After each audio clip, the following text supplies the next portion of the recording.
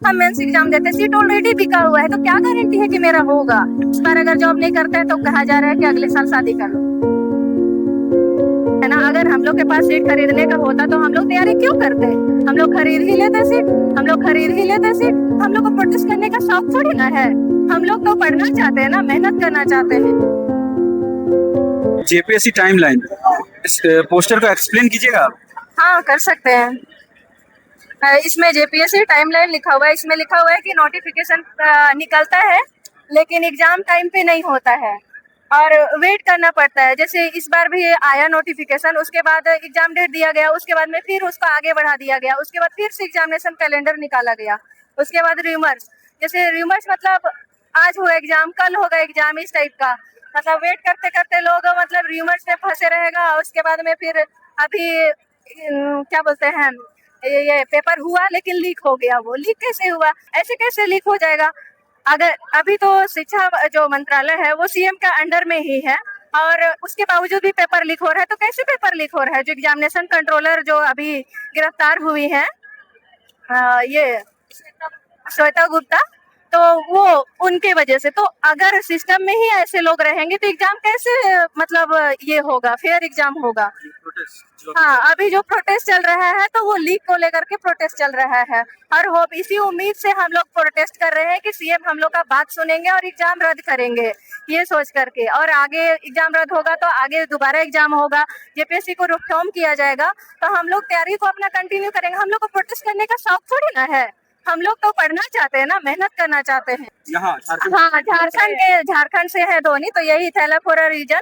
तो धोनी झारखंड के हैं, तो धोनी पहचान है झारखंड के। तो हम लोग उनसे यही चाहते हैं कि वो हम लोग को प्रोटेस्ट को लेकर के कुछ बोले ताकि युवा लोग का भविष्य उज्जवल हो। यही हम लोग का मतलब डिमांड है, इसलिए हम लोग उनका ये थैलापति फॉर अ रीजन बनाए हैं। आप बताइए, जैसे ये नोटिफिकेशन एग्जाम वगैरह की बात कर रहे हैं, हाँ। ये जो 14वीं जेपीएससी हाँ। इसको रद्द करने की मांग की गई है। हाँ, इसको रद्द करने, पीटी एग्जाम जो हुआ है उसको रद्द करने को लेकर के मांग किया गया है, क्योंकि इसमें एग्जाम जो हुआ है उसमें बाद में ओएमआर भरा के बहुत कोई के जमा किया गया है और इसमें से बहुत कोई मतलब झारखंड का नहीं है, बाहर का लोगों को भी करने का है। लेकिन फेयर मतलब आप मेहनत किए हैं, हम लोग को आप भी मेहनत करके आइए ना।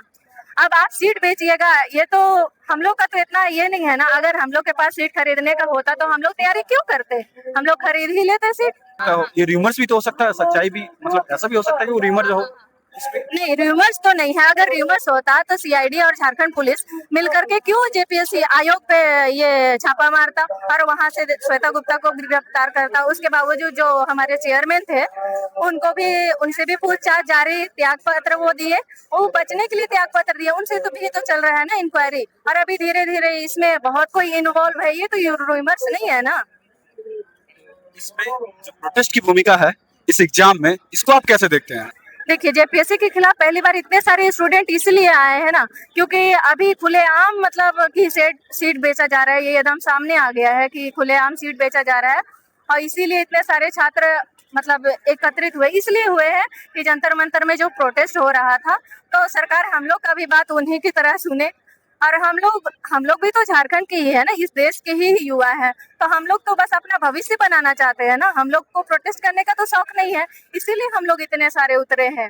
अगर इनकी जो मांगे हैं वो पूरी ना हो, जैसे कि इन्होंने अपना मांग रखी है 4 पॉइंट, उसमें सबसे लास्ट आप देखिएगा, उसमें उन्होंने कहा है कि अगर ये सारी मांगे पूरी ना हो तो झारखंड के मुख्यमंत्री रिजाइन कर दे। इस पे आपका क्या कहना है?